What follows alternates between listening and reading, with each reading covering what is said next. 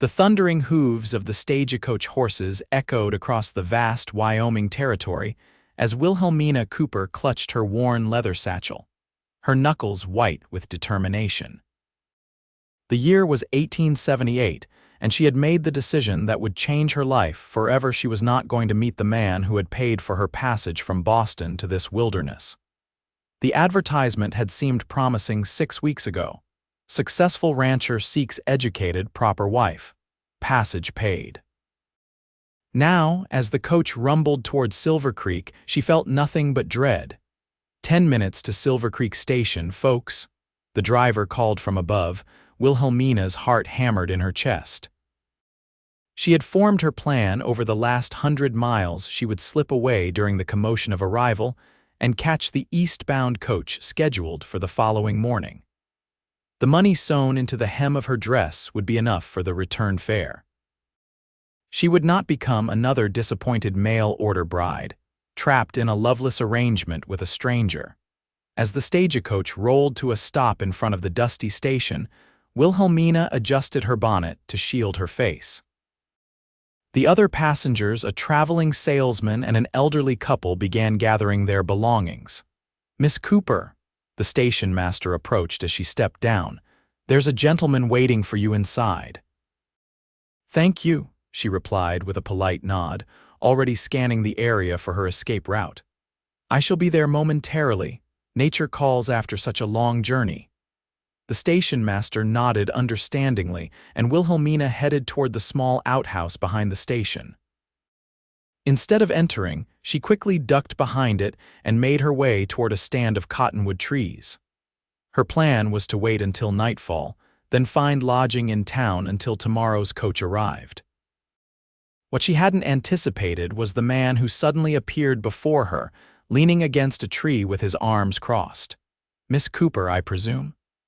His voice was deep and calm, with no trace of anger despite the obvious fact that she was fleeing. Wilhelmina froze, her breath catching in her throat. He was taller than she had expected, with broad shoulders and sun-bronzed skin. His eyes, piercing blue beneath the brim of a well-worn Stetson, studied her with surprising gentleness. I was just... She stammered, unable to formulate a plausible excuse. "Running away." He finished for her, the corner of his mouth lifting slightly. "Can't say I blame you. Coming all this way to marry a stranger isn't exactly what most women dream of." Wilhelmina straightened her spine, finding her voice. "Then you understand why I must leave." "I cannot marry a man I do not know or love." The man pushed himself off the tree and took a step toward her, removing his hat. His hair was the color of wheat fields with streaks of gold from the Wyoming sun. "Owen Reed," he introduced himself with a slight bow, "the man who sent for you." Wilhelmina swallowed hard. This wasn't how she had imagined her would-be husband. She had pictured someone older, rougher, crueler. Owen Reed looked to be in his early 30s, with laugh lines around his eyes and a face that spoke of hard work rather than hard living. "Mr. Reed, I apologize for the deception, but my mind is made up. I will be returning east on tomorrow's coach." Owen nodded, replacing his hat. "You're free to do that, Miss Cooper. I won't stop you." His response caught her completely off guard. "You won't?" "No, madam. I didn't bring you out here to imprison you. I was hoping for a partner, not a captive." He looked toward the station. "But before you make your final decision, I'd like to offer you a proposition." Wilhelmina regarded him warily. "What sort of proposition?" "Stay for 2 weeks. See the ranch, meet the people of Silver Creek, decide if this life might suit you after all." His eyes met hers directly. "If after that time you still wish to leave, I'll pay for your return journey myself." "And what do you gain from this arrangement?" she asked, suspicious of his generosity. Owen's expression softened. "A chance to prove that what I offered in that advertisement wasn't a lie. A chance to show you that there might be something worth staying for." He paused. "A chance for both of us to see if there might be something more than a business arrangement between us." "Something more?" "Yes, Miss Cooper. If you're looking for love, real love, it won't come from rushing back east or from marrying a stranger out of obligation, but it might come from giving this place and me a fair chance." Wilhelmina considered his words. 2 weeks seemed a small price to pay for a clear conscience, and the promise of a paid return ticket offered security she hadn't expected. "Very well, Mr. Reed. 2 weeks, but I make no promises beyond that." Owen nodded, a genuine smile spreading across his face. "That's all I ask." He extended his hand toward the station. "My wagon's out front. Shall we?" As they walked back toward the station, Wilhelmina felt a strange mix of trepidation and curiosity. The man beside her was nothing like what she had feared, but 2 weeks in the Wyoming territory would reveal whether Owen Reed was truly the man he appeared to be. The journey to Owen's ranch took nearly 2 hours by wagon. As they traveled, the landscape opened up before Wilhelmina's eyes: endless rolling hills covered in sage and prairie grass, dramatic buttes rising in the distance, and a sky so vast it seemed to swallow the horizon. "It's beautiful," she admitted, breaking the silence that had settled between them. Owen glanced at her, his expression warming. "Most folks from back east only see the harshness at first. Takes a special eye to see the beauty right away. I grew up in Vermont before moving to Boston," she explained. "The mountains there have their own grandeur, but this openness. It's breathtaking."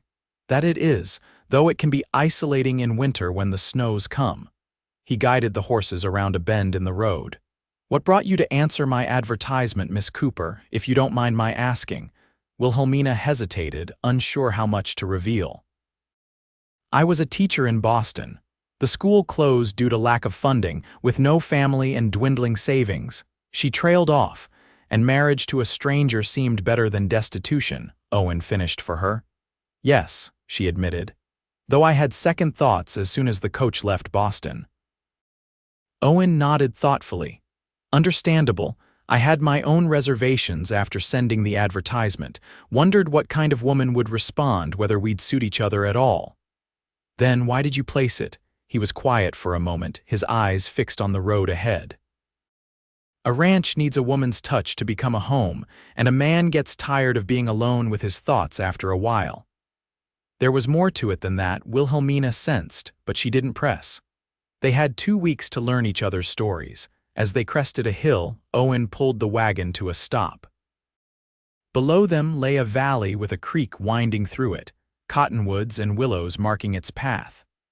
Nestled against the base of a gentle slope sat a substantial log house with a wide porch, several outbuildings and corrals containing horses. Smoke curled from the chimney, and even from this distance, Wilhelmina could see cattle grazing in the meadows beyond. "Reed's Crossing," Owen announced with quiet pride. "Started with 20 acres and a one-room cabin 8 years ago." "It's impressive," Wilhelmina said sincerely. The property spoke of hard work and careful planning, not the ramshackle homestead she had feared. As they approached the house, a woman emerged onto the porch, wiping her hands on her apron. She was older, perhaps in her 50s, with gray-streaked dark hair pulled back in a practical bun. "That's Mrs. Abernathy," Owen explained. "She comes from town 3 times a week to cook and help with the housekeeping. I told her to prepare a room for you." When they pulled up to the house, Mrs. Abernathy greeted them with open curiosity. "Welcome to Reed's Crossing, Miss Cooper. I hope your journey wasn't too taxing." "Thank you, Mrs. Abernathy. It was long but not unbearable." Owen helped Wilhelmina down from the wagon, his hands strong and steady at her waist. The brief contact sent an unexpected flutter through her stomach. "Mrs. Abernathy has prepared supper," Owen said. "You must be hungry after your travels." "That's very thoughtful," Wilhelmina replied, suddenly aware of her rumbling stomach. The interior of the house surprised her. Though unmistakably masculine in its furnishings, it was clean and well appointed. A large stone fireplace dominated the main room, with comfortable-looking chairs arranged before it. Bookshelves lined one wall, filled with volumes that spoke of an educated mind. "Your room is upstairs, first door on the right," Mrs. Abernathy explained. "I've laid out fresh water for washing up. Supper will be ready in 20 minutes. Left alone in the guest room, Wilhelmina took stock of her surroundings. The room was simple but comfortable, with a solid oak bed covered in a handmade quilt, a dresser, and a washstand. A window overlooked the creek and meadows beyond. It was far more pleasant than she had anticipated. After washing away the dust of travel and changing into a fresh dress, she made her way downstairs. The aroma of roast beef and fresh bread filled the air, making her mouth water. Owen waited at the bottom of the stairs, having changed into a clean shirt himself. "I hope the room is suitable," he said. "It's lovely," she replied honestly. "Your home is not what I expected, Mr. Reed." "Owen, please, and what did you expect? Something more primitive, I suppose." His laugh was warm and genuine. "I lived primitive for the first few years. Decided if I was going to stay in Wyoming, I might as well be comfortable doing it. Dinner was a surprisingly pleasant affair. Mrs. Abernathy joined them, her presence easing the potential awkwardness between Wilhelmina and Owen. The food was excellent roast beef, potatoes, fresh bread, and vegetables from Owen's kitchen garden. "So, Miss Cooper, Owen tells me you were a teacher in Boston, Mrs. Abernathy said as she passed the bread basket. "Yes, for 5 years at a girls' school." "We could use a proper teacher here in Silver Creek," the older woman commented. "The current schoolmaster is the blacksmith's son, knows his letters well enough, but not much beyond that." Owen nodded. "Education's important out here, though some folks don't see it that way. They figure as long as a child can count cattle and sign their name, that's learning enough." "And you disagree?" Wilhelmina asked, curious about his views. "A mind needs cultivation same as land does," Owen replied. "Otherwise it grows wild or lies fallow." His response pleased her. Perhaps there was more to this Wyoming rancher than she had initially judged. After dinner, Mrs. Abernathy took her leave, promising to return in 2 days. "Town's only 4 miles east if you need anything," she told Wilhelmina. "And the widow Jensen lives just over the next ridge. Good woman, raised 6 children on her own after her husband was killed in a mining accident." Once Mrs. Abernathy had departed, an awkward silence fell between Wilhelmina and Owen. They sat in the chairs before the fireplace, the crackling flames the only sound in the room. "I imagine you have questions," Owen finally said, breaking the silence. "Several," she admitted, "but I hardly know where to begin anywhere. We have 2 weeks, remember." Wilhelmina considered her most pressing concerns. "Your advertisement mentioned a successful ranch. I see that wasn't an exaggeration, but I wonder why did you settle here? You don't sound like you were born in the West," Owen smiled. "Good ear. I was born in Pennsylvania. My father was a banker, expected me to follow in his footsteps. I had other ideas. Such as ranching in Wyoming? Not at first. I went to college in New York, studied engineering, came west with the railroad after the war. Worked as a surveyor for a few years, saved my money.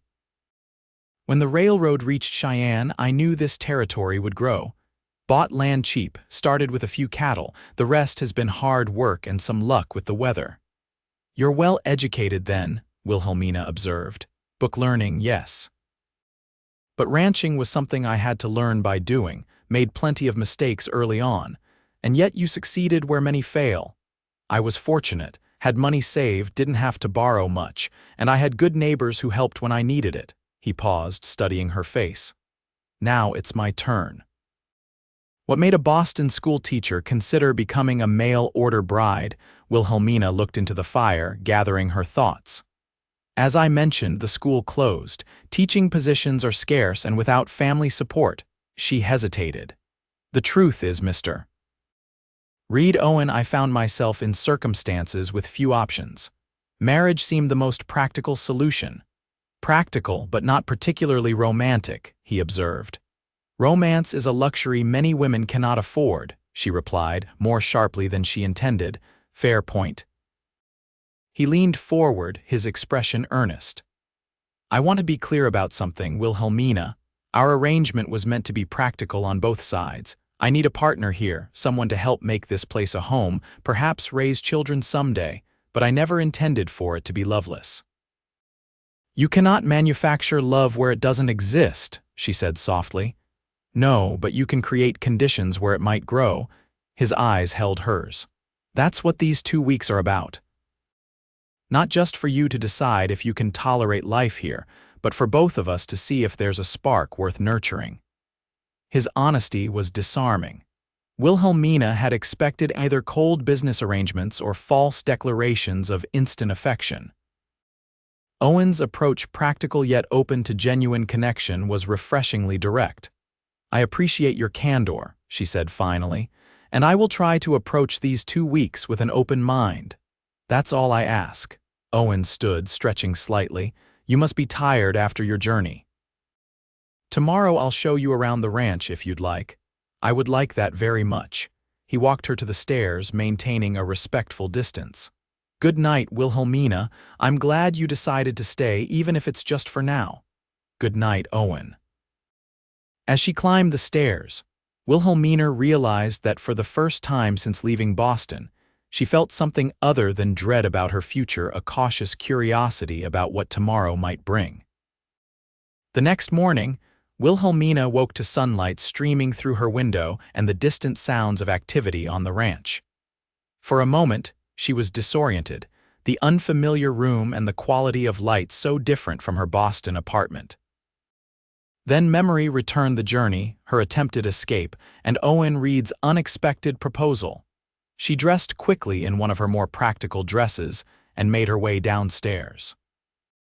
The main room was empty, but coffee bubbled on the stove in the kitchen and a note sat on the table. "Had to check on a sick calf. Help yourself to breakfast. Back by 8. Owen, the grandfather clock in the corner, showed it was just past 7. Wilhelmina found bread, preserves, and some cold ham in the pantry. As she ate, she explored the main floor of the house. Besides the central living area and kitchen, there was a small study filled with more books than she would have expected, a formal dining room that looked rarely used, and a mudroom by the back door. The bookshelves held an eclectic collection: engineering texts, agricultural journals, history books, and, surprisingly, volumes of poetry and classic literature. She was examining a well-worn copy of the Iliad when Owen returned. "Morning," he greeted her, removing his hat as he entered. "I see you found breakfast. And your library," she replied, replacing the book. "You have quite a collection. Winter nights are long here. Reading keeps the mind from freezing along with everything else." He poured himself coffee. "How did you sleep?" "Quite well, thank you." "The air here, it's so different from the city." "Clean and quiet," Owen nodded, "though some find the quiet unsettling at first." "Not I," Wilhelmina assured him. "I grew up in the country, remember? The sounds of Boston never stopped, even at night." Owen sipped his coffee, studying her over the rim of his cup. "I promised you a tour today. Are you up for riding? We can take the wagon if you prefer, but you'll see more on horseback." "I can ride," she said, surprising herself with her eagerness. "It's been years, but I learned as a girl." "Good. I'll saddle Maple for you. She's gentle but not dull-witted, appropriate for someone who remembers the basics." An hour later they set out from the barn, Wilhelmina atop a chestnut mare with a white blaze, Owen on a larger bay gelding. Her riding habit, the only one she had packed, was already dusty, but she found she didn't mind. The sensation of being on horseback again awakened memories of happier times in Vermont, before her parents' deaths had changed everything. Owen proved to be an excellent guide, pointing out the boundaries of his property, explaining his grazing rotation for the cattle, and sharing stories of the land's history. "The creek that runs through the property is why I chose this spot," he explained as they rode alongside the burbling water. "Never runs dry, even in drought years. The Arapaho called it medicine waters because it healed their sick during a harsh winter long ago." "It's beautiful," Wilhelmina said, watching the clear water dance over stones. "Does it flood in spring?" "Smart question." Owen nodded approvingly. "It rises but has never reached the house. I built with flooding in mind, studied the old trees along the banks to see how high the watermarks went before choosing the house site." They rode for nearly 3 hours, stopping occasionally for Owen to check on cattle or repair a section of fence. Wilhelmina was impressed by his meticulous care for the land and animals. This was no absentee owner or careless rancher. Owen Reed understood his responsibility to steward what he claimed. Around midday, they stopped in a grove of cottonwoods beside the creek. Owen produced a simple lunch from his saddlebags: bread, cheese, dried apples, and a canteen of cool water. "You seem at home in the saddle," he observed as they ate. "Maple likes you." Wilhelmina stroked the mare's nose affectionately. "She's a sweet girl." "My father bred horses in Vermont, nothing grand, just good stock for local farmers. I practically grew up on horseback until we moved to Boston after he died." "How old were you then?" 16. "My mother took a position as a companion to a wealthy widow. The arrangement included my education at a good school, which eventually led to my teaching position." "And your mother, is she still in Boston?" Wilhelmina shook her head. "She passed 5 years ago, influenza." "I'm sorry," Owen said softly. "Losing parents is hard, no matter your age." "You speak from experience," he nodded. "Lost my mother when I was 12, father just after the war, no siblings." "So we're both alone in the world," Wilhelmina observed. "Not exactly," Owen replied, his eyes meeting hers. "I may not have blood family, but I have connections here, Mrs. Abernathy, the Jensens, folks in town I consider friends. Out here you create the family you need." His words resonated with her. Since her mother's death, Wilhelmina had felt adrift, with colleagues but no real friends, acquaintances but no meaningful connections. "Is that what you want?" she asked. "A family?" "Yes," he answered without hesitation. "Not just children, though I hope for those, but a true partnership, someone to share both burdens and joys." He looked out over the creek. "A ranch like this, it's too much for one person's dreams alone. It needs to be built on shared hopes." His honesty touched something in Wilhelmina. The practical arrangement she had initially agreed to suddenly seemed both more and less than she had imagined, more in its potential depth, less in its transactional nature. "And if I choose to leave after 2 weeks?" she asked quietly. Owen met her gaze steadily. "Then I'll drive you to the stagecoach myself and wish you well. I meant what I said, you're free to go, but I hope you'll find reasons to stay." The moment stretched between them, filled with unspoken possibilities. Then Owen stood, brushing crumbs from his trousers. "We should head back. There's a storm brewing to the west, and I'd rather not be caught in it." Wilhelmina looked to the horizon and saw dark clouds gathering. As they mounted their horses and turned toward the ranch, she felt a strange reluctance to end their outing. There was something freeing about being on horseback in this vast landscape with Owen Reed, something that made Boston and its constraints seem very far away. They reached the ranch just as the first fat raindrops began to fall. After stabling and caring for the horses, a task Owen insisted they share, they made a dash for the house, arriving on the porch as the skies opened in earnest. "Good timing," Owen laughed, shaking water from his hat. Wyoming storms don't mess around. Inside, Wilhelmina found herself suddenly aware of their solitude. With Mrs. Abernathy absent and the storm isolating the ranch, they were truly alone together for the first time. The propriety she had been raised with sounded alarm bells, but Owen seemed utterly unconcerned. "I'll build up the fire," he said casually. "Would you like tea? I'm not much of a cook, but I can manage that. Tea would be lovely, thank you." While Owen busied himself with the fire and kettle, Wilhelmina changed out of her riding habit into a simpler dress, leaving off the restrictive corset with a sigh of relief. When she returned downstairs, the fire was crackling merrily, and Owen had set out a tea tray on a small table between the chairs. "I hope you don't mind," he said, gesturing to the tray. "Mrs. Abernathy keeps things organized enough that even I can find what I need." "It's perfect," she assured him, taking a seat. The domesticity of the scene struck her, rain pattering on the windows, fire warming the room, tea shared with a man who was still largely a stranger but somehow felt less so with each passing hour. Owen poured for both of them, then settled into his chair. "So, what do you think of Reed's crossing so far?" Honestly, Wilhelmina considered her answer. It's more established than I expected and more beautiful. I can see why you chose this place. But, he prompted, sensing her reservation.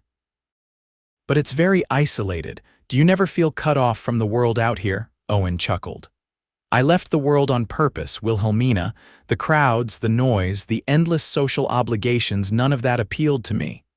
Yet you sent for a bride from Boston, she pointed out. Surely that suggests some desire for connection. Connection, yes, but with one person, not society. He sipped his tea thoughtfully. I wanted someone to share this life with, not to recreate the world I left behind. And if your bride had wanted more society than this ranch provides, then we would have found a compromise. Silver Creek is growing. There are socials, church gatherings, a small library association. It's not Boston, but it's not complete isolation either. His answer surprised her. She had expected inflexibility, the stereotypical Western man demanding his wife adapt entirely to his way of life. You're not what I expected, Owen Reed, she admitted. Is that good or bad? I'm not sure yet, but it's intriguing. His slow smile warmed something inside her. Intriguing is a start. They spent the rest of the afternoon talking as the storm raged outside.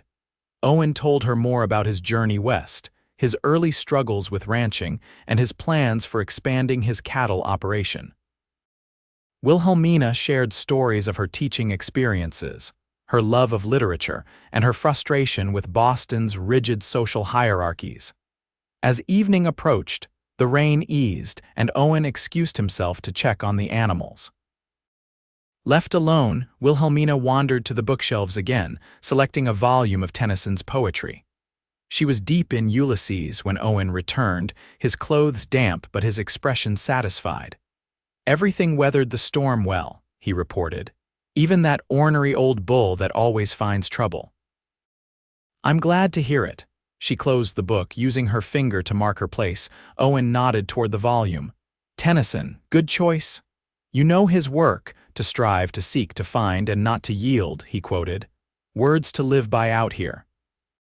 You continue to surprise me, Wilhelmina said softly. Good, predictable people are dull company. He smiled, then gestured to the kitchen. I should start supper, nothing fancy, I'm afraid. Let me help, she offered, rising from her chair. I'm not an accomplished cook, but I can follow directions. Together, they prepared a simple meal of beans, bacon, and cornbread.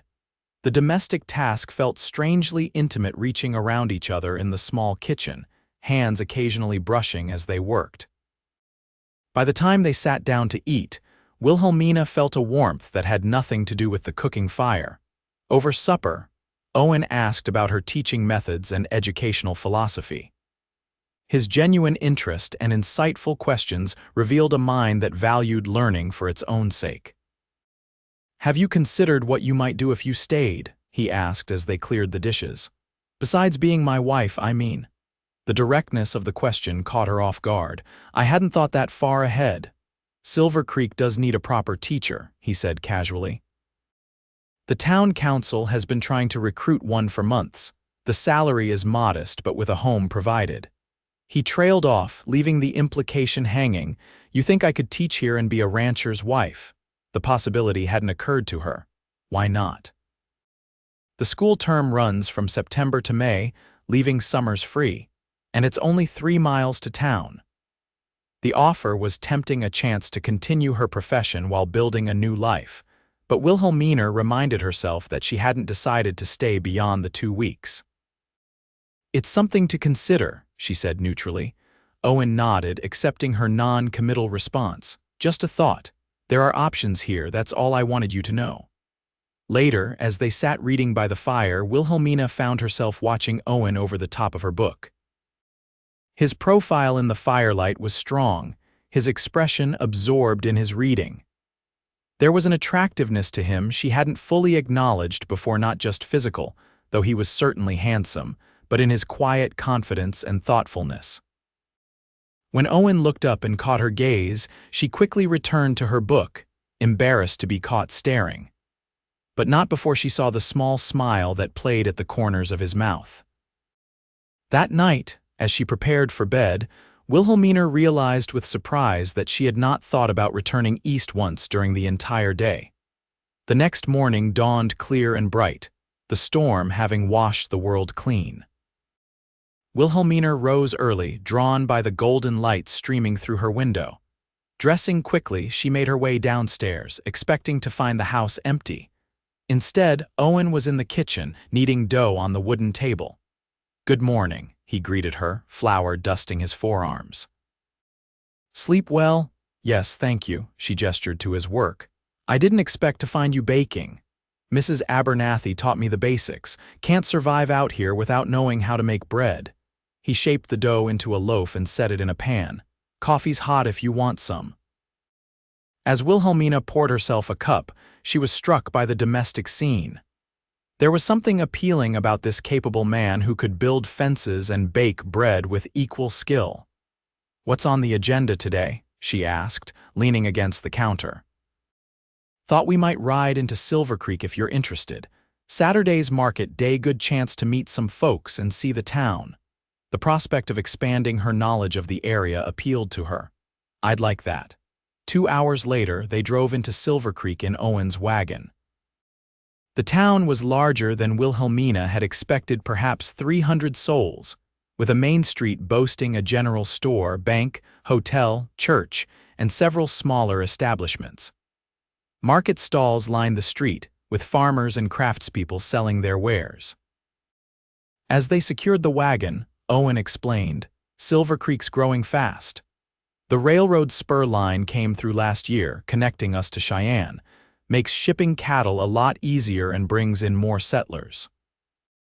The activity in the town square reminded Wilhelmina of village markets in Vermont, the same mix of commerce and community, with people as interested in gossip as in goods. As they walked among the stalls, Owen greeted various townsfolk by name, introducing Wilhelmina simply as Miss Cooper, visiting from Boston. She noted that he made no mention of their potential arrangement, giving her the freedom to form her own impressions without the pressure of being scrutinized as his prospective bride. The consideration touched her. At the general store, Owen had business with the proprietor about a shipment of fencing wire. While he concluded his transaction, Wilhelmina browsed the shelves, surprised by the variety of goods available in this frontier town, canned delicacies from Europe, the latest Harper's magazine, even fashionable ribbons and trimmings. "Anything catch your eye, miss?" The shopkeeper's wife approached with a friendly smile. "You have an impressive selection for a town this size," Wilhelmina remarked. "That's the railroad for you," the woman replied proudly. "We get shipments weekly now, makes life a sight more civilized." She lowered her voice. "You staying with the Reeds out at the crossing?" "I'm visiting Mr. Reed, yes," Wilhelmina answered carefully. The woman's eyes twinkled knowingly. "He's a good man, that Owen Reed. Built that place up from nothing and honest as the day is long. Half the unmarried women in the county have set their caps for him, but he never seemed interested." She gave Wilhelmina an appraising look. Until now, perhaps. Before Wilhelmina could formulate a response, Owen rejoined them. "All set, Mrs. Perkins. Put it on my account if you would." "Of course, Mr. Reed. Always a pleasure." With a final meaningful glance at Wilhelmina, Mrs. Perkins returned to her duties. "Everything all right?" Owen asked as they left the store. "Mrs. Perkins can be a bit inquisitive, so I gathered," Wilhelmina replied with a smile. "She seems to think highly of you." Owen looked embarrassed. "Small towns, everyone knows everyone's business. Or thinks they do," she added, remembering the woman's speculation. Their next stop was the schoolhouse, a modest building at the edge of town. Finding it unlocked, Owen led Wilhelmina inside. The single room was basic but serviceable, with rows of desks facing a teacher's table, a small blackboard, and shelves containing a limited selection of books. "It's not what you're used to, I'm sure," Owen said, watching her examine the space. "Actually, it reminds me of my first teaching position in rural Massachusetts." Wilhelmina ran her fingers along a desk top, feeling the familiar smoothness worn by countless student hands. "How many children attend?" about 30 when everyone comes, ages 5 to 16, all levels together. That's challenging for one teacher. I imagine so. The older ones help with the younger, of course. Wilhelmina walked to the front of the room, imagining herself standing there each day. Despite its simplicity, the schoolhouse had a warm, welcoming feel. The town council meets tonight, Owen mentioned casually. If you're interested, I could introduce you to the school board members. No pressure, he added quickly, just an opportunity to ask questions. I'd like that, she decided.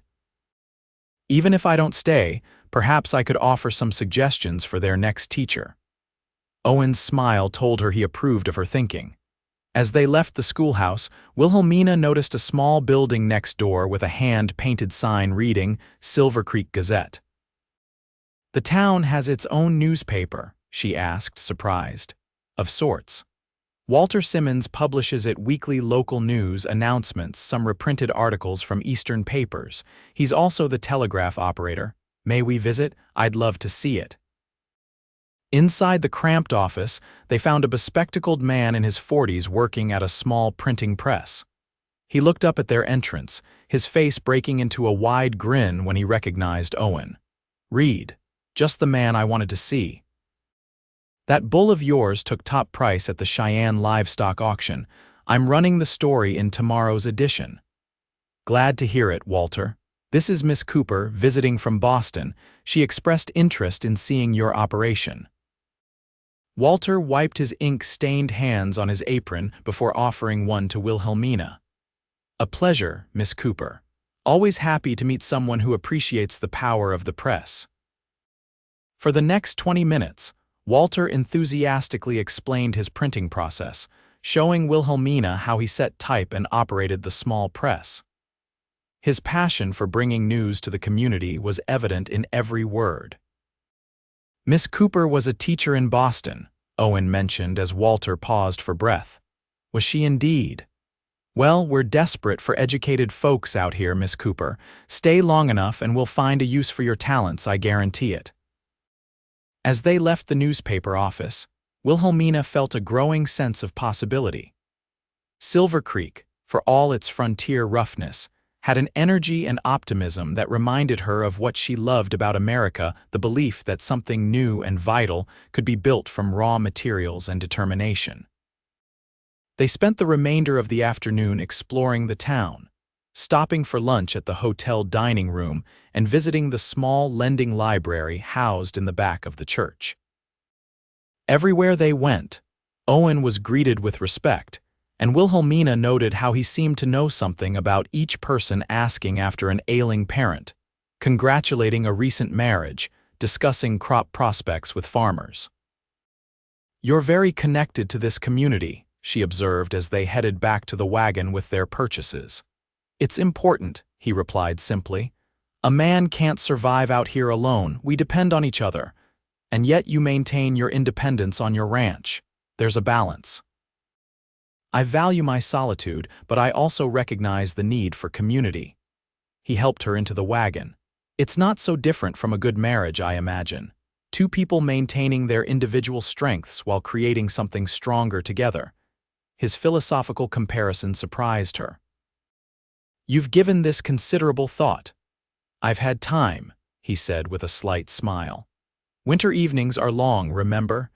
As they drove back to the ranch with the afternoon sun warming their backs, Wilhelmina found herself increasingly drawn to Owen Reed. He was thoughtful, intelligent, hardworking, and respected by his community, all qualities she valued. But was that enough to build a life upon? The town council meeting that evening was held in the back room of the hotel. About a dozen men and 3 women were present, representing Silver Creek's prominent citizens and business owners. Owen introduced Wilhelmina to each of them, and she was received with curious but welcoming interest.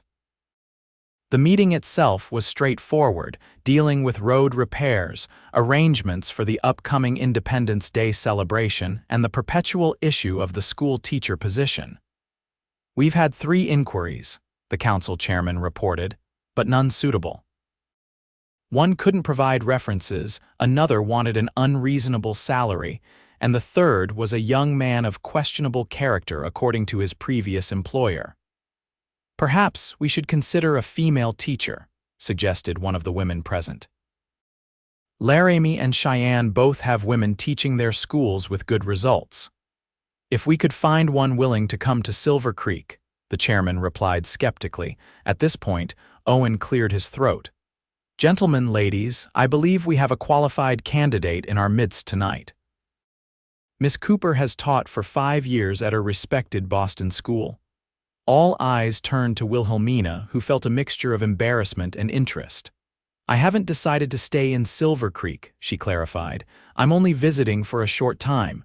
"But you are qualified," the chairman pressed.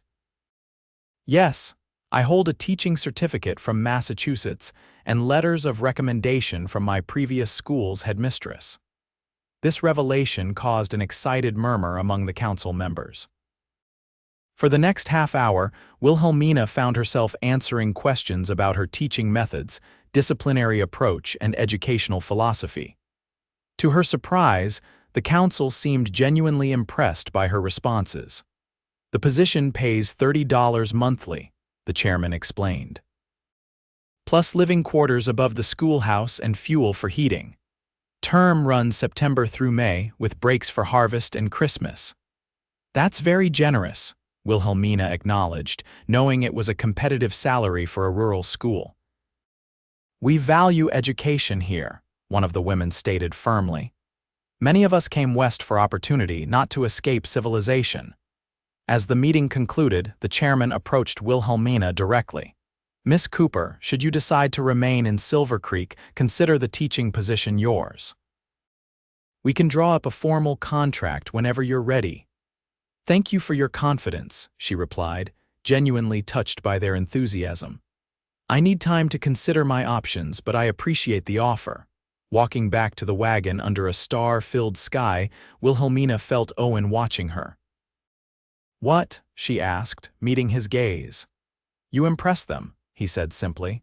"Not just with your qualifications, but with how you handled yourself. Not many Eastern women would be taken seriously so quickly in a frontier town." They seemed genuinely concerned about their children's education.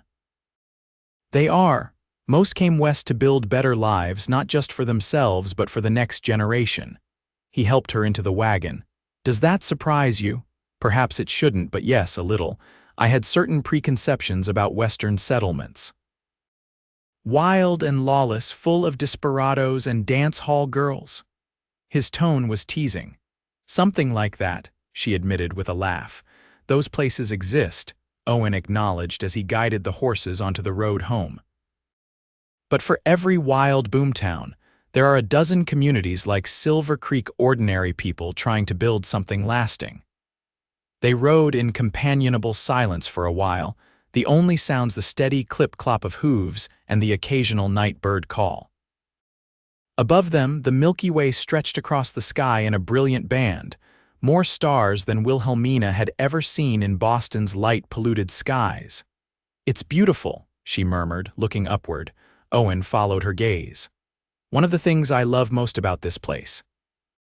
Makes a man feel both significant and insignificant at the same time." The depth of his observation resonated with her. There was a thoughtfulness to Owen Reed that continued to surprise and attract her. Back at the ranch, he built up the fire while Wilhelmina made tea. The domesticity of the routine felt increasingly natural, as if they had been sharing these tasks for years rather than days. Settled before the fire with their tea, Owen asked, "What did you think of the teaching offer?" "It's tempting," she admitted.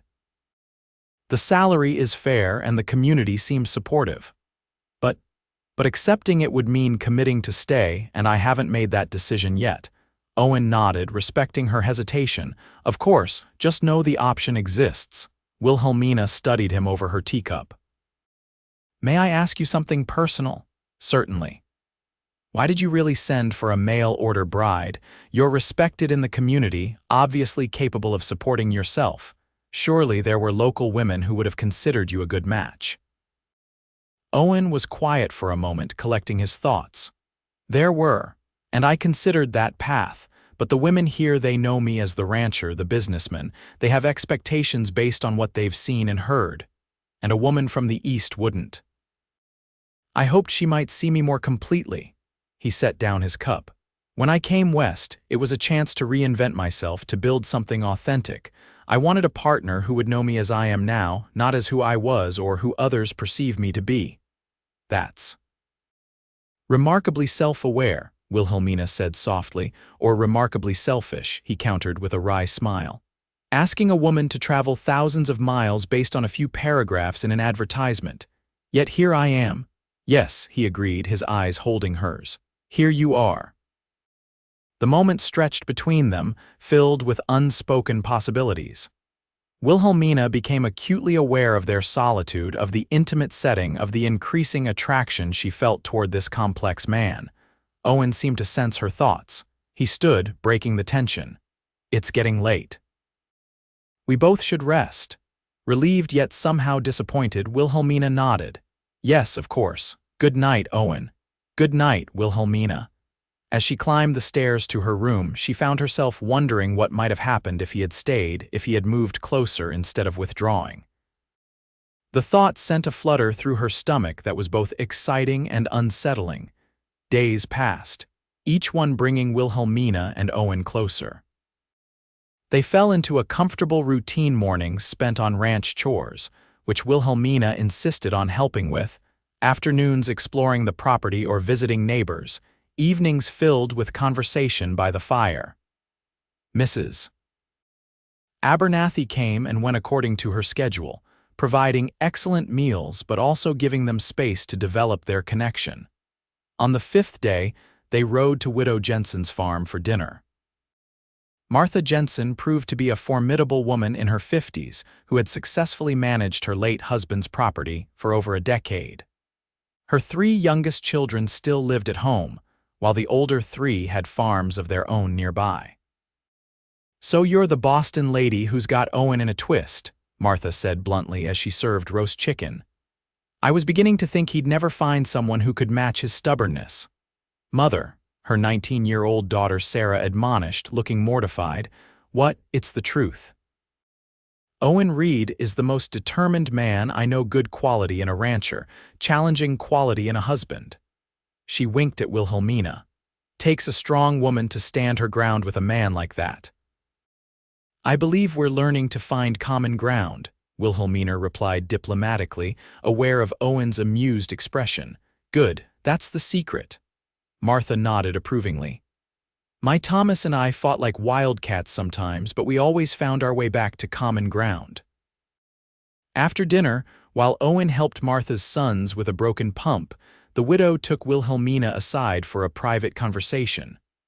"Owen's been good to my family since Thomas died," she said without preamble. "Helped the boys learn what their father would have taught them, never asked for anything in return. There aren't many men like that." "No, I don't believe there are," Wilhelmina agreed softly. "He deserves happiness," Martha continued. "Been alone too long in that big house." "I don't know what your intentions are, Miss Cooper, but don't trifle with him. He's not a man who gives his heart easily, but when he does, it's completely." The older woman's protectiveness touched Wilhelmina. "I have no intention of hurting him, Mrs. Jensen. But we're still getting to know one another." "Fair enough." Martha patted her hand. "Just know that if you do stay, you'd be welcomed here. Silver Creek needs more women with backbone and brains." On the ride home under a waxing moon, Wilhelmina shared Martha's comments with Owen, who chuckled ruefully. "Martha Jensen has been trying to marry me off for years. First to her niece, then to the banker's daughter, now to you." "She cares about you," Wilhelmina observed. "They all seem to. You've built not just a ranch but a place for yourself in this community." "It happened gradually," he admitted. "When I first arrived, I was just the eastern greenhorn trying to play rancher, made plenty of mistakes, but I learned, adapted, proved myself useful." "Is that why you succeeded where others failed? Adaptability?" Owen considered this. "Partly, also stubbornness, as Martha noted." His smile flashed in the moonlight. "And luck, good neighbors, decent weather, few disasters." "You don't give yourself enough credit," Wilhelmina said. I've seen how methodical you are, how you plan for contingencies. That's not luck, it's intelligent management. High praise from a Boston schoolteacher, he teased, but she could tell he was pleased by her assessment. When they reached the ranch, Owen helped her down from her horse, his hands lingering at her waist a moment longer than necessary. The contact sent warmth spreading through Wilhelmina's body. "Would you like to walk a bit before turning in?" he asked. "The night's too beautiful to waste." "I'd like that," she agreed, taking his offered arm. They strolled along the creek path, their way lit by moonlight. The night was alive with sounds: crickets chirping, the occasional owl hoot, the constant gentle murmur of the water. "I've been meaning to ask," Owen said after they had walked in companionable silence for a while. "What made you change your mind that first day, when you tried to run away?" Wilhelmina considered her answer carefully.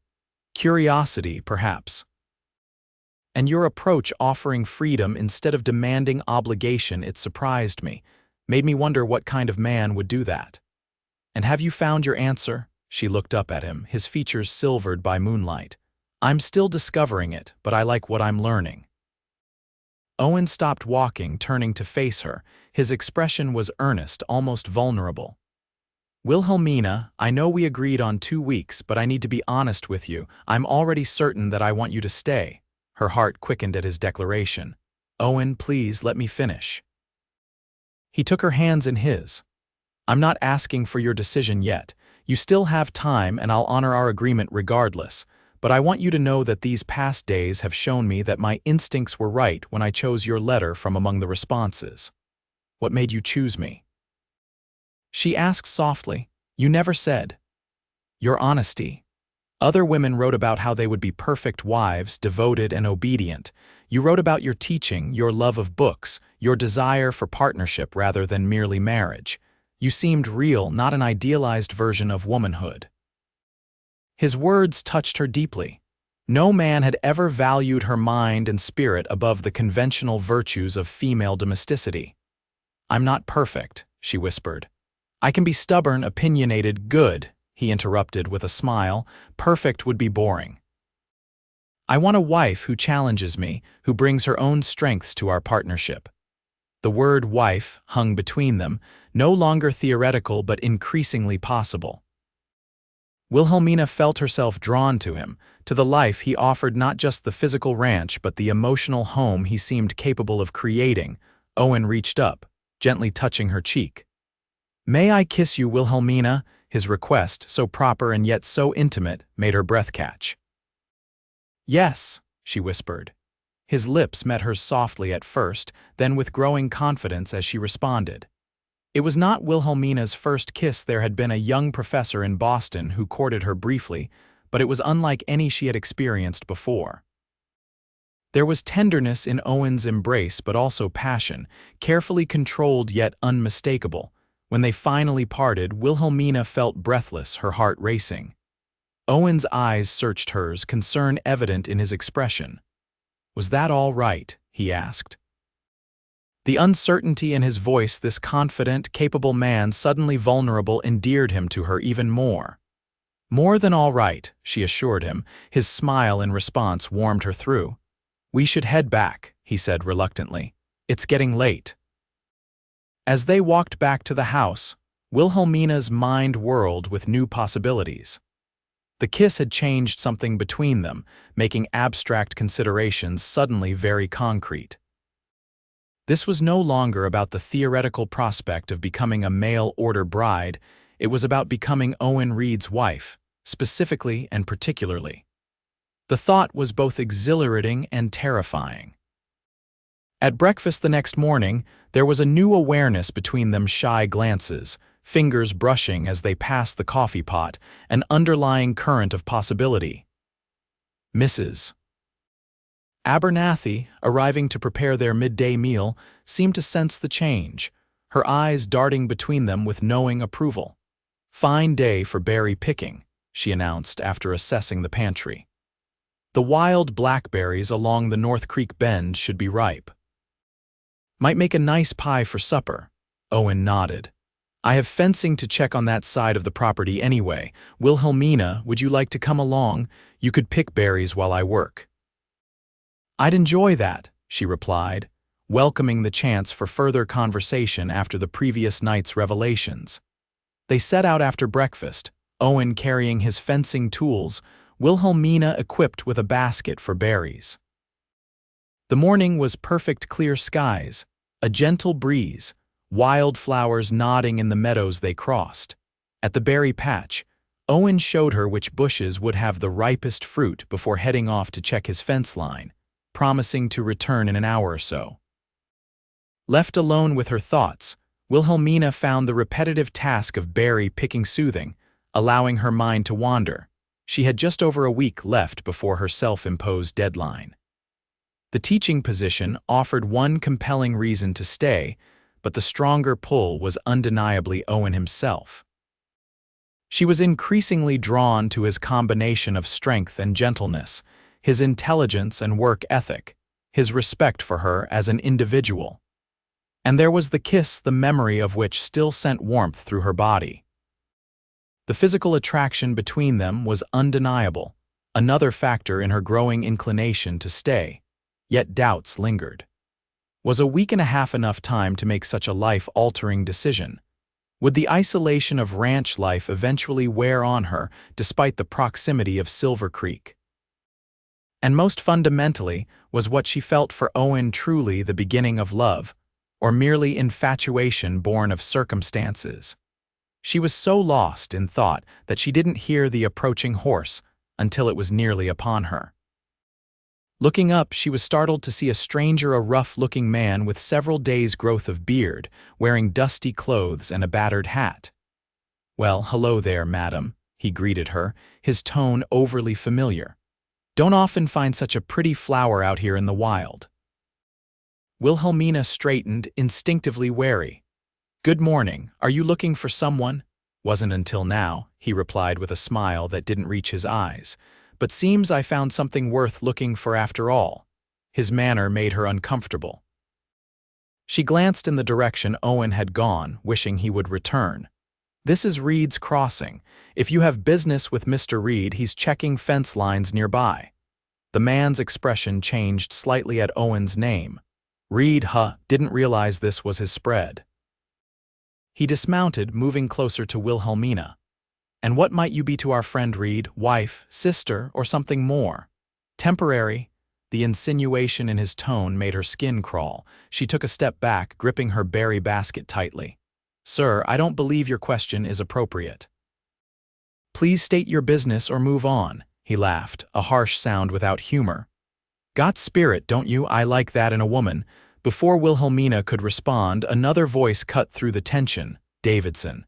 Didn't expect to see you back in these parts." Owen stood at the edge of the clearing, his expression cold and his stance alert. The stranger Davidson turned slowly, his hand hovering near his hip where Wilhelmina now noticed a holstered pistol. "Reed, been a while." Davidson's tone was casual, but his posture remained tense. "Just passing through, making conversation with the lady here." "The lady is under my protection," Owen stated flatly, "and you're trespassing." Davidson held up his hands in a mock gesture of surrender. "No harm intended, didn't see your brand on the property line. It's there. You chose to ignore it, same as you ignore most boundaries." Owen moved closer, positioning himself between Wilhelmina and the stranger. "What are you really doing here, Davidson?" "Like I said, passing through, heard there might be work at the Henderson place." "Henderson's not hiring." "Especially not men who have served time for cattle rustling." Davidson's face hardened. "That was never proven. Only because witnesses had a habit of disappearing before trial." Owen's voice remained even, but Wilhelmina could sense the tension in his body. "There's nothing for you here, Davidson. Move on." For a tense moment, Wilhelmina feared the man might draw his weapon. Instead, he spat on the ground, then remounted his horse. "Always were high and mighty, weren't you, Reed? Too good for the rest of us." "Just law-abiding," Owen replied. "Something you might try." Davidson's eyes narrowed, then shifted to Wilhelmina with a look that made her shiver. "Enjoy your..." Companionship, Reed. Things happen out here in the wild, accidents, disappearances. With that parting threat, he wheeled his horse around and rode off. As soon as he was out of sight, Owen was at Wilhelmina's side. "Are you all right? Did he touch you?" "No, I'm fine," she assured him, though her hands trembled slightly. "Who was that man?" Owen's jaw tightened. "Vince Davidson. Used to ride with a gang that rustled cattle throughout the territory. Did some time in Wyoming territorial prison, got out last year. Bad news in every way. He seemed to know you. Our paths crossed when I first settled here. He and his friends thought my cattle would be easy pickings. They were wrong." Owen's expression was grim. "I testified against him at his trial. The implication was clear. Davidson had a personal grudge against Owen. His threat, should we be concerned?" Owen considered his answer carefully. "Davidson's mostly talk, but he's unpredictable when drinking. I'll alert the sheriff next time I'm in town, let him know Davidson's back in the area." He looked down at her basket, now half full of berries. "We should head back to the house." As they walked, Wilhelmina processed what had just happened. The encounter had revealed another side of Owen, his protective instinct, his quiet authority when facing a threat, his straightforward honesty about the situation. "Does this sort of thing happen often?" she asked as they neared the ranch. "No," he assured her. "Most days are peaceful. But the West still has its share of troublemakers, men who prefer taking to earning. And that's who you were protecting your ranch from when you testified against him." Owen nodded. "My ranch, my neighbors' ranches. We look out for each other out here."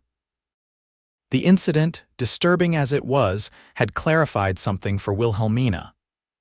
Owen Reed was a man who stood up for what was right, who protected what he valued, who had earned the respect of good people and the enmity of bad ones.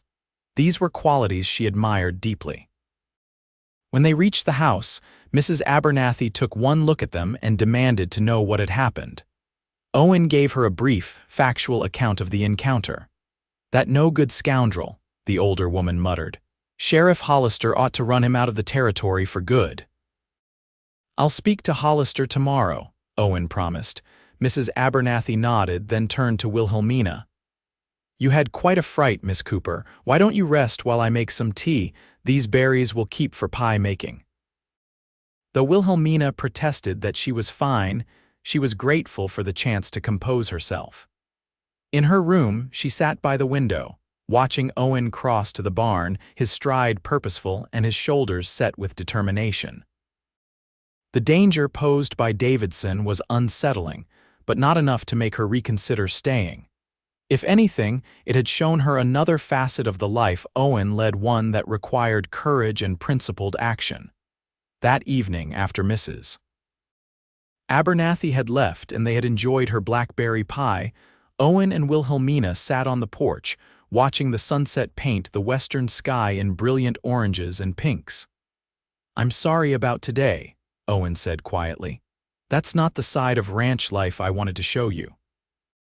"Don't apologize," she replied. "It was educational in its way." "Educational," he raised an eyebrow. "Yes. I saw how you handle adversity, how you protect what matters to you." She met his gaze steadily. "It told me more about your character than a dozen pleasant afternoons could have." A smile tugged at his lips. Still the teacher, finding lessons everywhere. "Always," she agreed, returning his smile. They sat in companionable silence for a while, the twilight deepening around them. Fireflies began to appear in the meadow, their lights blinking like earthbound stars. "When I was a child in Vermont," Wilhelmina said softly, "my father would tell me that fireflies were fairies carrying lanterns to light their way home." "Beautiful thought," Owen replied. "My mother had a different story. She said they were the souls of those who had passed on, coming back to check on their loved ones." "I like that," Wilhelmina said, moved by the sentiment. "Do you think of her often, your mother?" "Every day," he admitted. "She would have loved this place, the openness, the possibility of it all." "And your father?" Owen's expression grew more complex. He was a practical man, would have seen the ranch as an investment, calculated its worth in dollars and cents. But not its true value, Wilhelmina surmised. No. That was something he never quite understood, that some things can't be measured in ledger books. Like what? Like the satisfaction of building something with your own hands, the peace that comes at the end of a hard day's work, the connection to the land and animals in your care. He turned to face her fully. The way your heart can expand when you find someone who sees the world as you do. The intensity in his gaze made Wilhelmina's breath catch. "Owen, I'm falling in love with you, Wilhelmina," he said simply. "I know it's soon, too soon, perhaps, but it's the truth. You don't need to respond now. Just know that when I ask you to stay, it's not just for practical reasons anymore." His honest declaration left her momentarily speechless. No man had ever spoken to her with such directness about his feelings. "I don't know what to say," she finally admitted. "You don't need to say anything yet," he assured her, taking her hand in his. "Just think about it, about us." As darkness fell around them, Wilhelmina found herself thinking of nothing else. The following days brought a new dimension to their relationship. Owen's declaration had changed the air between them, charged it with possibility, and a sweet tension that manifested in longer glances, more frequent touches, and conversations that delved deeper into their hopes and dreams. They established a rhythm together, sharing meals and chores, reading aloud to each other in the evenings, taking rides across the property to Owen's favorite spots. Wilhelmina found herself increasingly at home in the ranch house, rearranging small things here and there, adding her touch to rooms that had been purely functional before her arrival. On their 10th day together, Owen took her to a hidden valley on the far edge of his property, a secluded meadow surrounded by aspen trees, with a small pond fed by a bubbling spring. "This is beautiful," Wilhelmina exclaimed as they dismounted. "How did you find it?" "Accidentally, during my first winter here. I was tracking a lost calf during a snowstorm and stumbled upon it. Nearly missed it entirely. The entrance is narrow, easy to overlook. It feels like a secret garden," she said, kneeling to examine wildflowers growing near the water's edge. "That's what I thought," Owen agreed, spreading a blanket on the grass. "I come here when I need to think or when the pressures of the ranch become too much, and you're sharing it with me." She was touched by the gesture. "I wanted you to see all aspects of life here, not just the work and responsibilities, but the quiet moments of beauty too." They picnicked beside the pond, sharing the lunch Mrs. Abernathy had packed for them: cold chicken, fresh bread, apple tarts, and a bottle of lemonade. The day was perfect, warm but not hot, with a gentle breeze rustling the aspen leaves. After they ate, Owen leaned back on his elbows, watching Wilhelmina as she wove wildflowers into a simple wreath. "You look happy," he observed. She considered his comment. "I am, I think." "More than I expected to be. Enough to stay?" The question was gentle, not pressuring. Wilhelmina set aside her flower wreath, meeting his gaze directly. "I've been thinking about that a great deal. And I'm no longer certain that returning east is what I want." She took a deep breath. "When I arrived, I was afraid of the unknown, of being trapped, of living with a stranger. But you're not a stranger anymore, Owen." Hope bloomed in his expression. "What am I then? Someone I'm coming to care for deeply, someone I could envision building a life with." She smiled softly. "Someone I think I could love given time." Owen sat up, taking her hands in his. "Time is something I'm happy to give you, Wilhelmina. I don't expect instant love, just the chance to earn it day by day." "You're already well on your way," she admitted, a blush coloring her cheeks. His smile was radiant. "Does this mean you're staying?" "Yes," she said, the decision feeling right as she spoke it. "I'm staying, for the teaching position, for Silver Creek, but mostly for you." Owen's response was to pull her gently into his arms, his kiss conveying all the joy and promise her answer had given him. This time, their embrace held more passion, a deeper connection that left them both breathless when they finally parted. "I should have asked this properly before," Owen said, still holding her close. "Wilhelmina Cooper, will you marry me? Not as a mail-order arrangement, but as a true partnership between two people who choose each other freely." "Yes," she whispered, her heart full. Yes, I will marry you, Owen Reed. The ride back to the ranch was filled with plans and possibilities when they would marry, soon, but with enough time to plan a proper ceremony.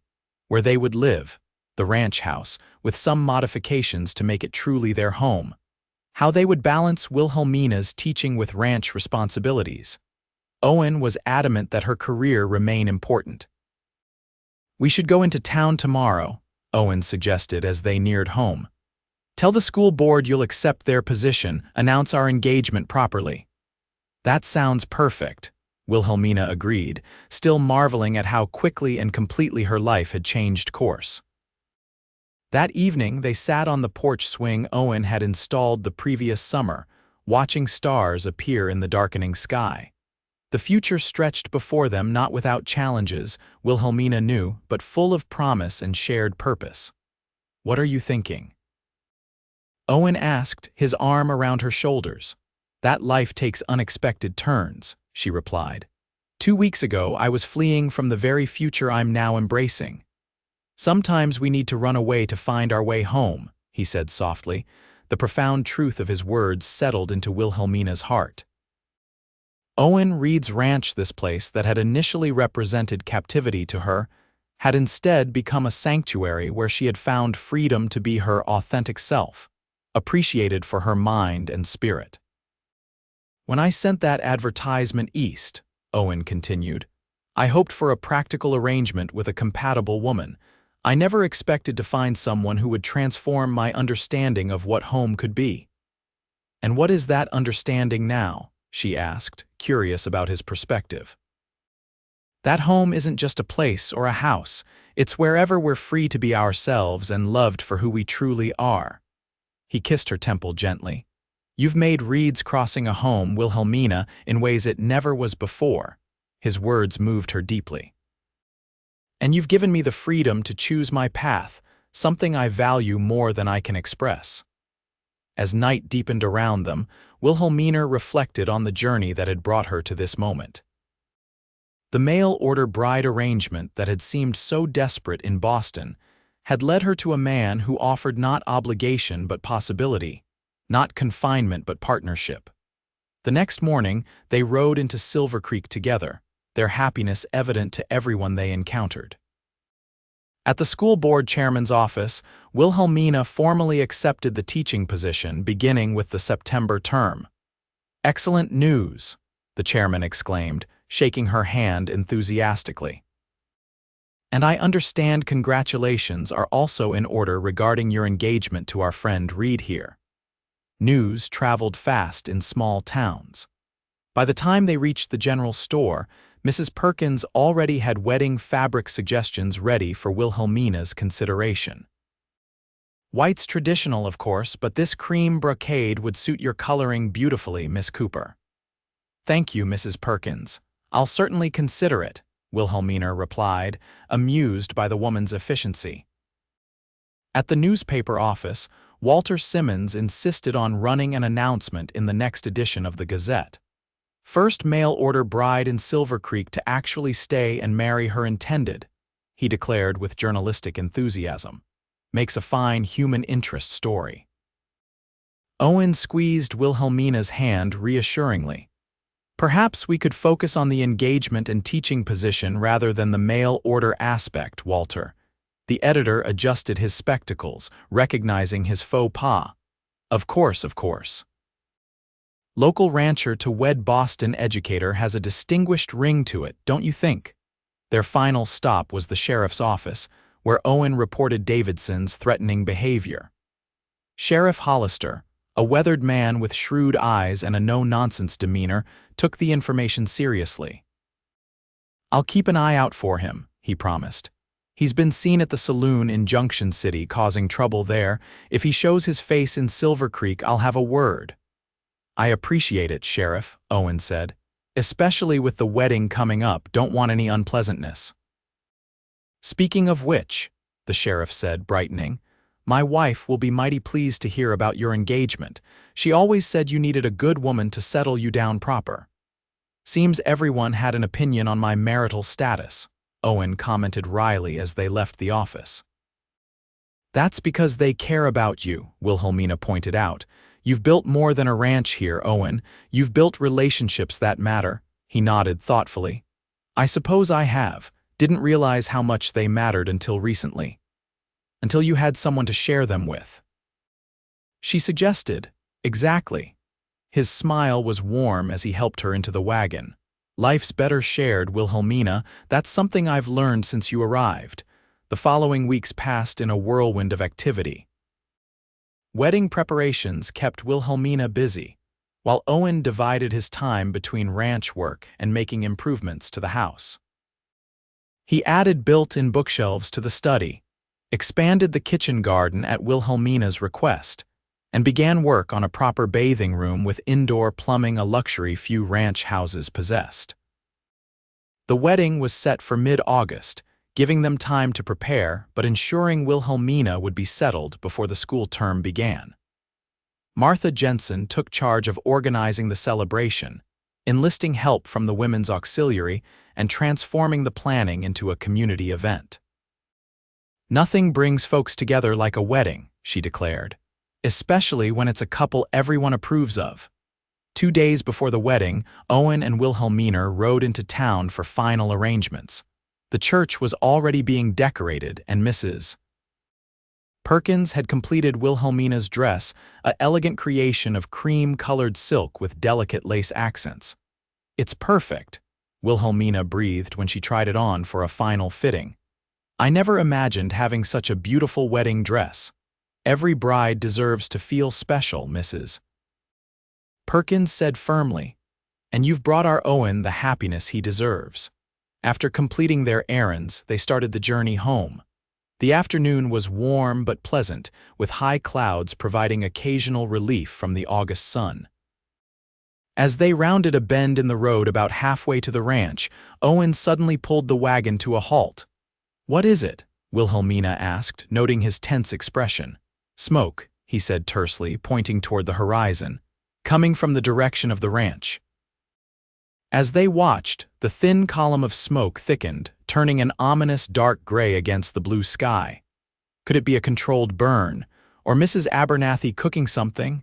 Wilhelmina suggested, hoping for an innocent explanation. Owen was already turning the horses. Mrs. Abernathy isn't due today, and no one would be burning anything in this dry weather. His voice was tight with concern. We need to hurry. He urged the horses to a faster pace, the wagon bouncing over the rutted road. As they drew closer to the ranch, the smoke became more visible, definitely coming from the main house area, not the outlying fields. When they crested the final hill overlooking the property, Wilhelmina gasped in horror. The barn was fully engulfed in flames and the fire was spreading toward one of the corrals. Even from a distance, they could hear the panicked whinnies of trapped horses. Owen pushed the team to their limits, racing down the slope toward the inferno. Before the wagon had fully stopped, he was jumping down, shouting instructions. Stay back, Wilhelmina. Get the water pump working if you can. He sprinted toward the barn, where one of his ranch hands was already trying to free the horses. Wilhelmina didn't hesitate. She ran to the well pump and began working the handle vigorously, filling the nearby trough. 2 more ranch hands appeared from the fields, responding to the smoke signal of disaster. She directed them to form a bucket brigade from the trough to the edges of the fire. For the next hour, chaos reigned. The heat was intense, the smoke choking, but gradually they managed to save most of the horses and prevent the fire from reaching the house. By the time Sheriff Hollister and several men from town arrived, drawn by the smoke column visible for miles, the worst was over. Owen, his face streaked with soot and his shirt singed in places, approached Wilhelmina as she distributed water to the exhausted firefighters. Are you all right? He asked, his voice hoarse from smoke. I'm fine, she assured him. What about you and the animals? 2 horses lost, he said grimly. Most of the tack and equipment too, but the house is safe and no people were hurt. Sheriff Hollister joined them, his expression grave. This wasn't an accident, Reed. found coal oil splashed around the outside of the barn and tracks from a single horse heading east. Owen's jaw tightened. "Davidson." "That would be my guess," the sheriff agreed. "This has his style written all over it: cowardly, destructive, calculated to cause maximum damage without direct confrontation." "But why?"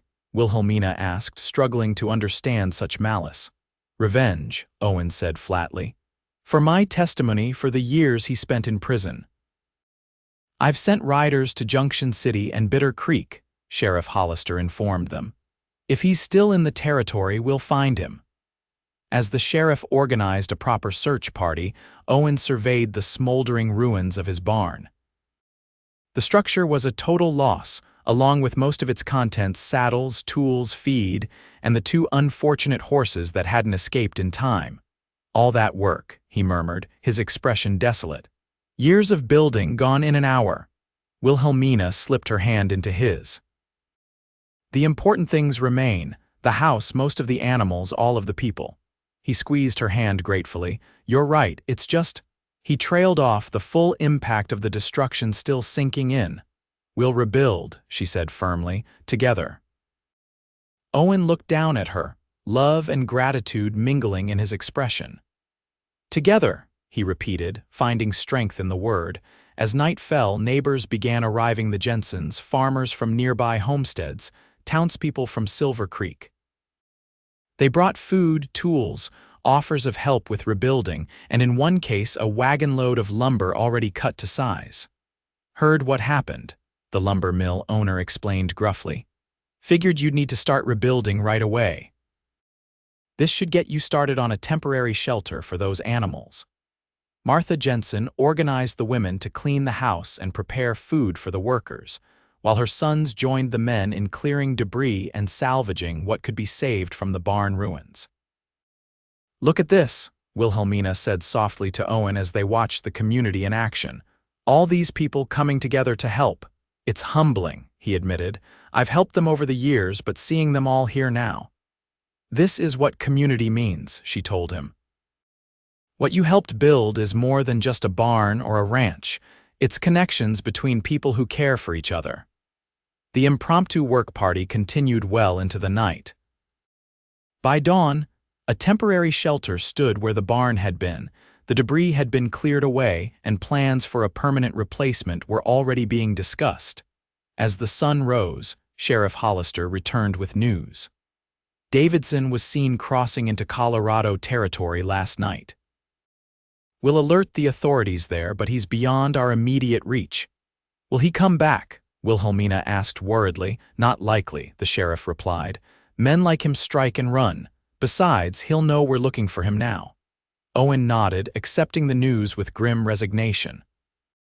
"Thank you for trying, Sheriff." "What about the wedding?" Martha Jensen asked the question on everyone's mind. "It's day after tomorrow."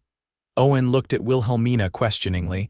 "We could postpone if you prefer. No one would blame us under the circumstances." Wilhelmina considered the exhausted but determined faces around them: neighbors who had worked through the night to help, friends who had rallied in their time of need. These were the people who would form their community, their extended family in the years to come. "No," she decided firmly. "We'll marry as planned. After all, a wedding is about beginning a life together, not about perfect circumstances." A cheer went up from the assembled helpers, and Martha nodded approvingly. "That's the spirit, dear. Life out here throws hardships at you regularly. Best to face them head-on together." Owen pulled Wilhelmina close, his arm around her waist. "Are you sure it won't be the perfect day we planned?" "It will be perfect because it's ours," she replied. "And after what we've just experienced, I'm more certain than ever that this is where I belong, by your side, facing whatever comes." The kiss he gave her then, witnessed by their friends and neighbors, sealed more than their engagement. It cemented their partnership in the face of adversity, their commitment to building a life together regardless of challenges. 2 days later, Wilhelmina Cooper became Wilhelmina Reed in the Silver Creek Church, its interior transformed by wildflowers and ribbons into a place of celebration. Her cream-colored dress, miraculously unharmed in the fire, drew admiring comments from the assembled guests. "Never seen a prettier bride," Walter Simmons declared for his newspaper account. The Boston schoolteacher and the Wyoming rancher, a true American story of new beginnings. The reception was held on the grounds of Reed's crossing itself, a deliberate choice that Wilhelmina had insisted upon. "Let's reclaim our home with joy," she had urged when Owen suggested alternate locations. "Show that one act of destruction cannot diminish what we're building here." Tables were set up beneath the cottonwood trees, decorated with more wildflowers and Mrs. Abernathy's finest tablecloths. The temporary barn was disguised with bunting, and lanterns were strung from tree to tree, ready to illuminate the celebration once darkness fell. As Wilhelmina moved among their guests, accepting congratulations and well wishes, she marveled at how completely her life had transformed in just a few short weeks. The woman who had tried to flee from a mail-order marriage now embraced her new identity as Mrs. Reed with pride and joy. "A penny for your thoughts, Mrs. Reed," Owen murmured, appearing at her side with 2 glasses of punch. "I was just thinking about that first day," she replied, accepting a glass. "How certain I was that I needed to escape. And now," she smiled up at him, love filling her heart. "Now I can't imagine being anywhere else. Even with a burned barn and the prospect of a frontier winter ahead, even then." She raised her glass in a small toast. "To the unexpected journey that brought me home." "To finding love where you least expected it," Owen added, touching his glass to hers.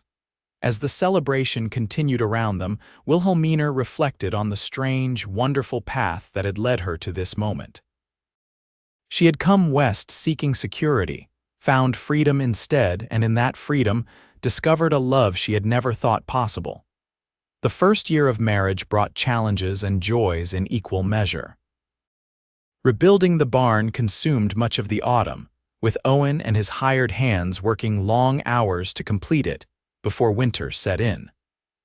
Wilhelmina divided her time between teaching at the Silver Creek School and learning the practical aspects of running a ranch household.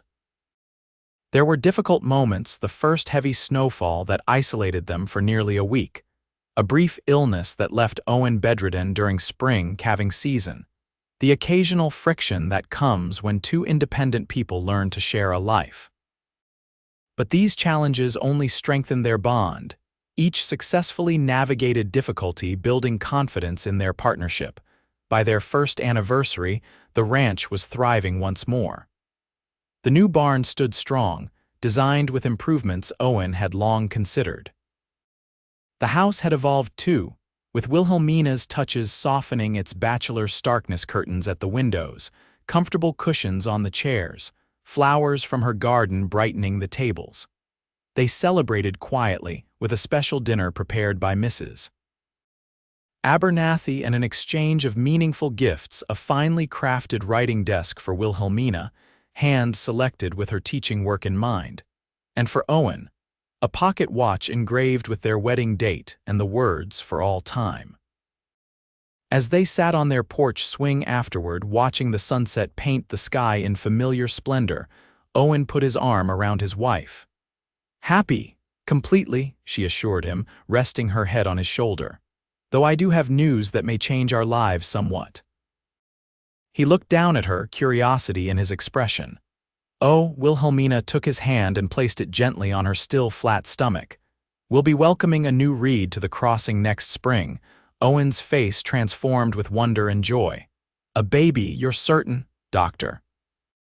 "Patterson confirmed it yesterday," she said, her own happiness bubbling up in laughter at his expression. "You're going to be a father, Owen Reed." His response was to gather her in his arms, holding her as if she were the most precious thing in the world. "I love you," he whispered against her hair, "more than I ever thought possible." "And I love you," she replied, marveling at how natural those words felt now. "Thank you for giving me the freedom to discover that love on my own terms." As darkness fell around them, Wilhelmina reflected on the journey that had brought her to this perfect moment. The mail-order bride who had tried to run away had instead found her true destination not in a geographical place, but in the heart of a man who had offered freedom and received love in return. Reed's Crossing was no longer just a ranch in the Wyoming Territory. It was home, in the deepest sense of the word, a place where two people had chosen each other freely and built a life founded on mutual respect, shared purpose, and enduring love.